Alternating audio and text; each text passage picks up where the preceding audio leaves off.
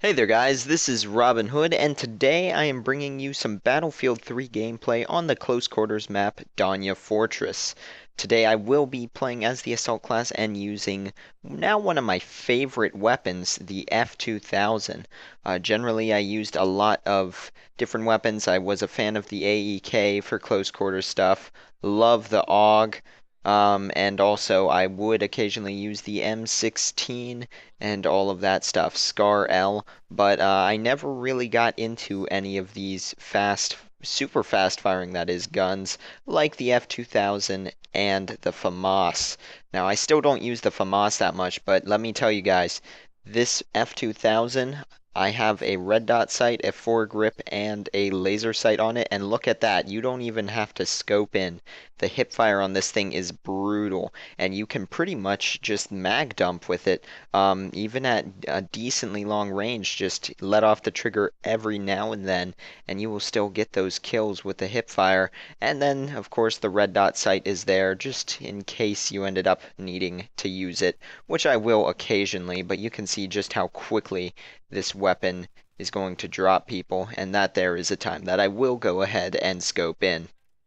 Now in this gameplay, in my squad, you will notice, or actually not in my squad, I forgot, he ended up on the other team, but I am playing with my friend Superman Guy, and this past week recently, he used to play on a really crappy laptop, so he couldn't play Battlefield and stuff like that. A long time back, he and I tried to do a Minecraft series together, but his computer just couldn't even handle playing that and recording.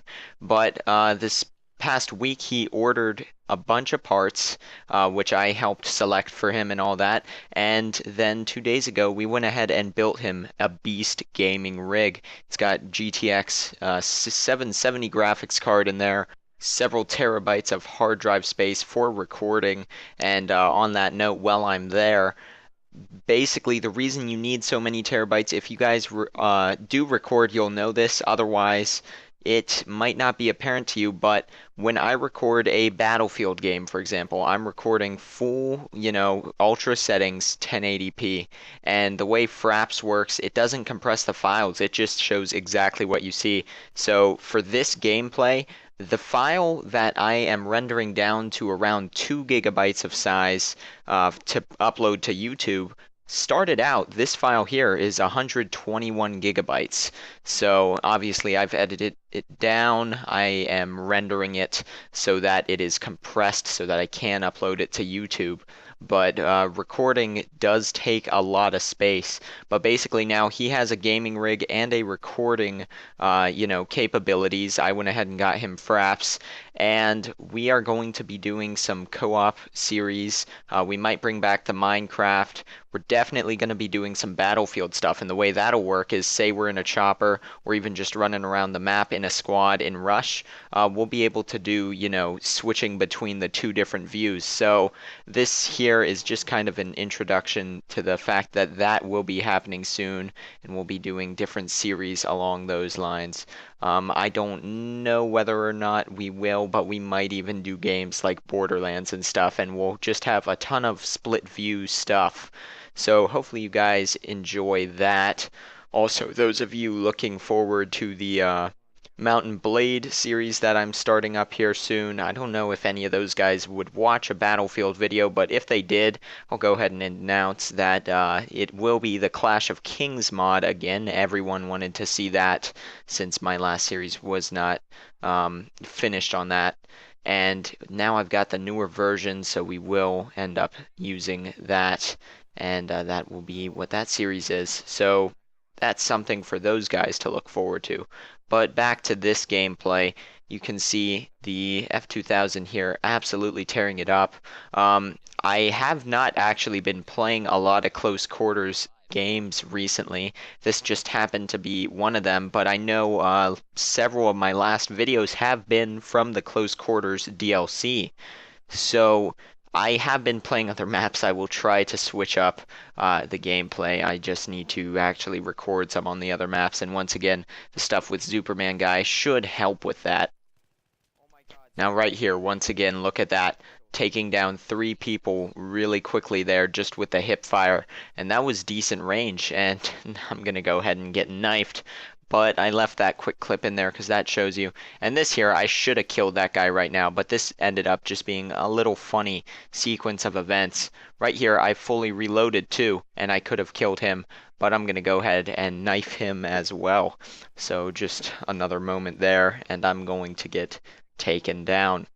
But with this thing, the biggest advantage you have, aside from the fact that it has excellent hip fire, is the fact that the hip fire is still awesome when you're moving. So you'll notice when I'm spraying people, I'll be moving side to side, just making it a little bit harder for them to hit me when they are most likely scoped in. And if they are hip firing, at that point I am confident I will win the fight, unless they're using a similar setup, because this gun just gives you an advantage in that the red dot and the foregrip both allowing for incredible hip fire.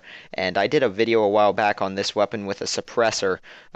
You can do incredible damage with a suppressor on the F2000 as well. And I also did one with the MTAR. All these weapons, the suppressor can be incredibly useful, especially on these maps where you can get behind enemy lines and everything's really jumbled. And a lot of times people don't take the time to spot on these maps because the combat's so quick and close quarters, just like the name of the DLC states, that they're not spotting. Like right here, we're not spotting those guys. So that suppressor can really help you. Just staying off that mini map, you are actually able to tear it up, and you just kind of stay hidden, be a little ninja on the maps, pop up behind people. They don't know what hit them. You can drop them extremely quickly, and like that guy there didn't even have a chance. It's just the fast fire rate, and not having to scope in is also a benefit.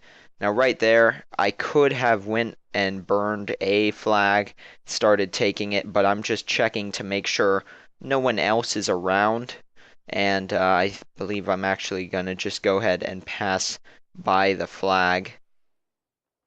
And the main reason I passed it by is just because every time this round that I had tried to go ahead and take it, it attracted so much attention that I couldn't actually finish the job. As there you can see that this weapon, although I have emphasized the fact that its hip fire is a beast, if you tap fire, it is actually fairly effective at long range. One guy just happened to run right in front of my stream of fire, but the other 2 guys were pretty far back, and was able to take them out very quickly just by using tap firing there. And that I find works even better with a suppressor for some reason. This is one of the few guns that, to me, it just feels like it does better at range with a suppressor, which statistically wise isn't true.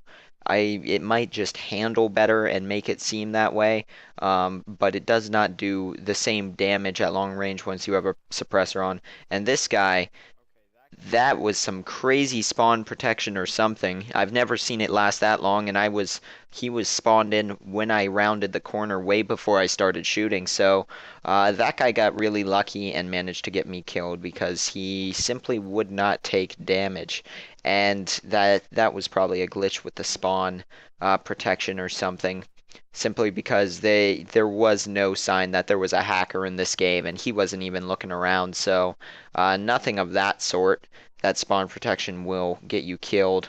And I hope that in Battlefield 4, the spawn protection serves a purpose, especially if you're spawning on a flag. You don't want to spawn in and just die.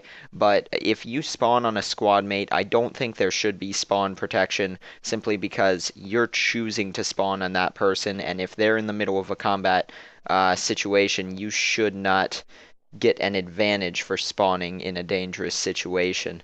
But anyways, guys, that's that. Hope you guys enjoyed that gameplay, and I will see you all later with more. And once again, look for live commentaries and some split screen footage coming soon.